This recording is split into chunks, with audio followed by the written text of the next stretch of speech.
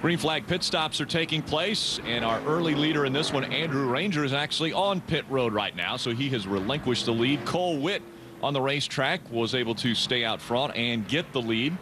Now we see Ranger coming off pit road. A few other cars pitted while we were away at break. Ryan Gifford, Eddie McDonald, and Max Gresham all came down pit road. There's Ryan Truex right there. He's not made his pit stop yet. You know what, Phil, you had mentioned once you get into your window, you would see guys come onto pit road and expect to make it the rest of the way. Yeah, absolutely. I think they will be allowed to change tires if they so desire, but you know, in any typical road course racing with our rules, you really run the race backwards. You start at lap 66 and say, how far can I go on fuel? How many laps do I need to run before I make my pit stop for fuel, and then go the rest of the way? And that's what a lot of these guys are doing and have already done. So we see Andrew Ranger back out on the racetrack. There's Darrell Wallace Jr. The young man got his win early on in the season in the K&N Pro Series East. Early. The youngest driver ever in the history of the series. First race out for the 2010 season, and Darrell Wallace Jr. goes to victory lane. There's Jeff Anton in the 30, just behind Cole Witt in the 84. Cole Witt is our race leader. Jeff Anton right now being shown one lap down. Witt has a 5-second lead over the 54 of Julian Albarracin. Running second in your first ever NASCAR race. That's pretty good for a 16-year-old. Very good. Spent a lot of time in the go-kart world trying to figure out how the go-karts work. So a lot of times a left and a right situation for the guys racing go-karts is helping him out on the road course. You know, it's so different nowadays when we see these young drivers come to the series. They have experience. It's either in go-karts or bandoleros or legend cars or open-wheel cars in the case of Cole Witt. So all these drivers, when they come in, you say, gosh, 16 years old, how can they be here? They've been racing since they were four or 5 years old in some cases. Amazing how young some kids will start. There's the race. Andrew Ranger battling on the straightaway as he takes it into turn number 1. Able to make that pass with ease. Right, sweeping turn number 1. There's Cole Witt. Again, Cole Witt out in front of this field. Right behind the 2 of Ryan Gifford right now. We talked about Gifford, one of the cars that had made his pit stop already. He would be okay right now if the caution flag were to come out. Obviously, he's already made his pit stop. He would get the lucky dog if the caution were to come out, but does not want to let anybody get in front of Cole Witt, or but anyone else get passed by Cole Witt. That is a lap down. Then he would not be in position for that. But we assume that Cole Witt is going to make his pit stop fairly soon too. Cole Witt will have to come on to pit road to get service done to his vehicle, at least top it off with fuel. We see Jeff Anton in the 30, just behind Cole Witt in that 84. Battling for that lucky dog, as you had mentioned, Phil. Ryan Gifford trying to stay in front of Jeff Anton. A little bit of a contact there. The right front, a little bit damaged on Jeff Anton's car. Yeah, extremely important to stay in that position. Now it's going to come right back at him. Jeff Anton gets back by Ryan Gifford. So Ryan Gifford fighting for that lucky dog position. Jeff Anton able to make the pass. Both of these cars would just love for Cole Witt to go ahead and make his pit stop. Then they wouldn't have to worry about the lucky dog.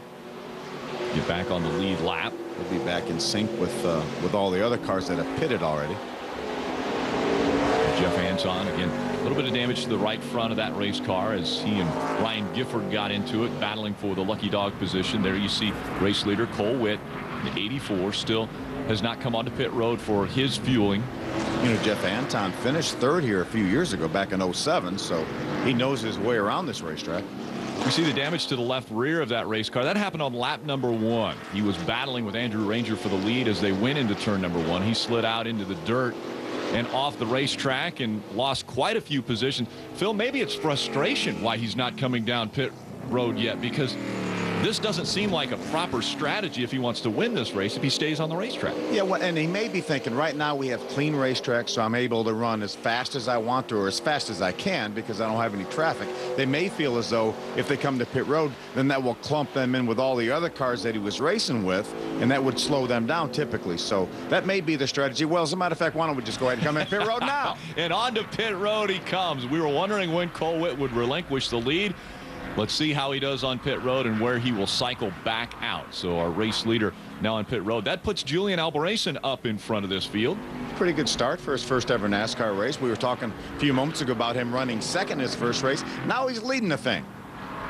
DJ Shaw on pit road right in front of Cole Witt. See a few of the other cars on pit road now. Andrew Ranger going by. And that shows you how much ground he will now lose. Cole Witt will lose to Andrew Ranger because obviously Andrew Ranger went by while he was still sitting on pit road. So Andrew Ranger, who came in early on this one when his fuel window opened up, he came to pit road. Julian Albarracin, our new race leader in the number 54. So we'll see if Andrew Ranger can reel in Julian Albarracin. Well, we know, or at least we assume, that Julian will be making his pit stop relatively soon. There's Jeff Anton. Jeff's doing a great job here. And that's, again, another driver, talking about Julian, who's staying out on the racetrack. Look at that smoke out of the 2 of Ryan Gifford. Oh, looks like the engine's going to expire for the 2 of Ryan Gifford. Engine, transmission, something in the drivetrain for sure. See the smoke coming out. Actually saw it under the left wheel well for a little while, but now just billowing out the back of that race car. I would be a little bit surprised if he's not putting something down on the racetrack. Potentially a little fluid, so the officials will be checking behind the 2 of Ryan Gifford. Meanwhile, the 54 of Julian Albarracin, lucky he's out in front. Andrew Ranger running second. Miguel Paludo is third in this one. Almost a third of this one in the books, and Julian Albarracin out in front. There's Matt Kovaluk trying to hold off the 00 of Ryan Truex, and Truex running in the third position. Kovaluk again had problems early on, got turned around, so he's a lap down. Remember, Truex is our defending champion of this race, as well as he won the road course race last year at Watkins Glen, so he was 2 for 2. And brings momentum into this race after winning at Loudon. Our last race puts him up to 4 wins in the K&N Pro Series East. And how huge was that for Ryan Truex and the Truex family? His dad, Martin Sr., had won at Loudon, and Ryan's older brother, Martin Jr., had won a couple times in the East Series at Loudon. Oh, car off the racetrack. That is the 4 of Sergio Pena. He gets off the track, gets back on. Miguel Paludo in the 77. Just in front of the 17 of Jason Pattison. So those 3 nose to tail now as Sergio Pena will try to get back up to speed. It was Eddie McDonald. Caught a glimpse of him in front of this 4 car, Sergio Pena. McDonald, 6-time winner in the K&N Pro Series East. Eddie had a top 10 run at Loudon last time out. You see Pena just in front of Miguel Paludo. Again, that's a battle for 14th. It wouldn't have been if Sergio Pena would have stayed on the racetrack, but had problems, and now he has got his hands full with Miguel Paludo just behind him. That's one thing you see a lot of on the road courses, people running on the racetrack, but this racetrack looks like it has room that you're able to do that.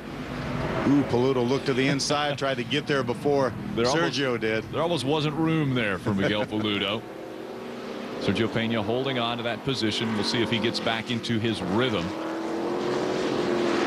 Great job Sergio did out at the showdown this year out at Irwindale, California.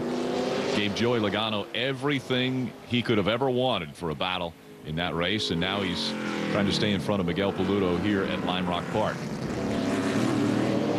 Remember, one of the Revolution racing cars, they have 4 entered in this field.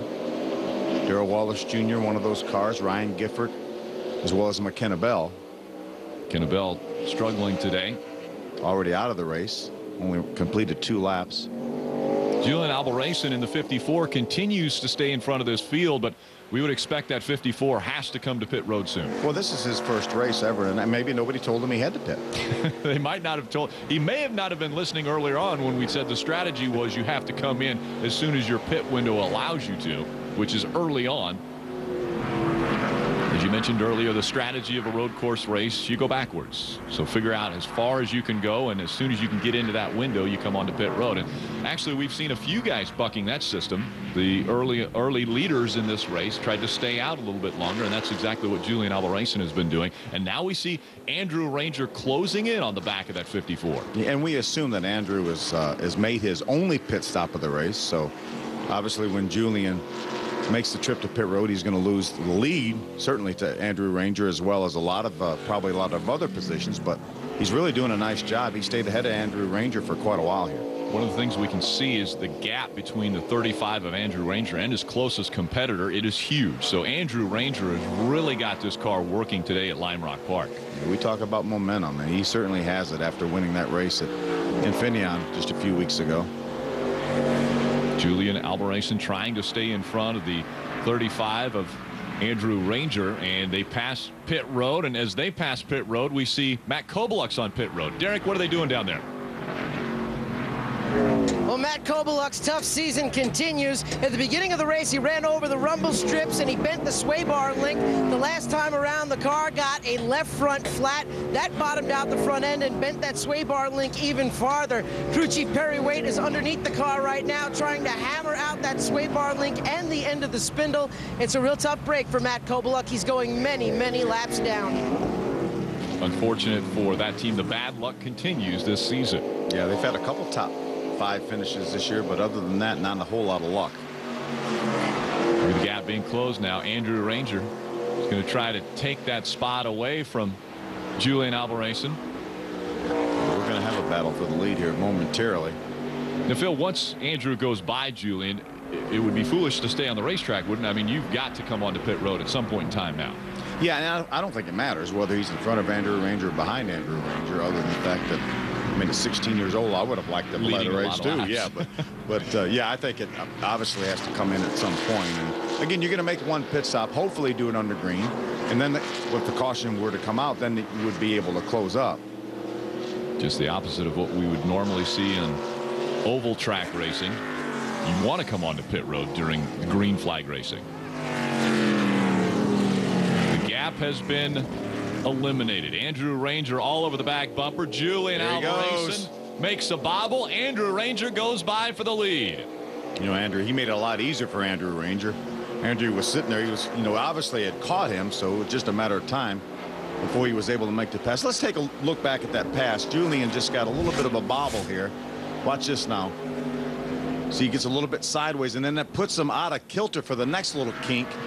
And Andrew just stayed on the throttle and eased by on the inside. So smooth is the 35 of Andrew Ranger, keeping a very nice line around this racetrack. So he's taken over the top spot.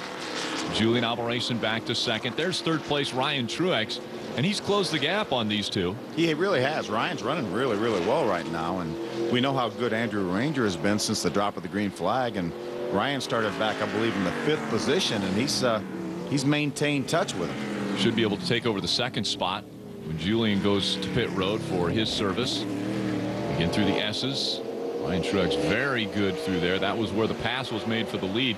Andrew Ranger took it away from Julian Alvarezson, and now Ryan Truex closing the gap on second. Very, very quick downhill portion of the racetrack into that right-hander. They shoot down the stretch. Julian's going to stay on the racetrack, though. Stays out. Ryan Truex trying to close the gap as he goes into turn number 1. You know, this race distance being around 100 miles, remember, these cars still have the 22-gallon fuel cells. I mean, probably stretching the fuel possibly and making it to the end would not be totally out of the question. I'm not sure anybody is going to do that, but stranger things have happened.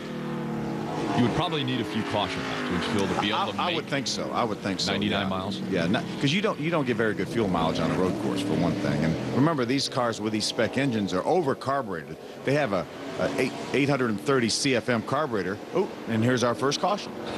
As we mentioned, cautions. One comes out here on lap 28. We saw that 26 of Scott Booley getting a little bit off the racetrack. Probably left a little bit of debris over there in the chicane. And so debris brings out our first caution. We'll be right back with more green flag racing here on Speed.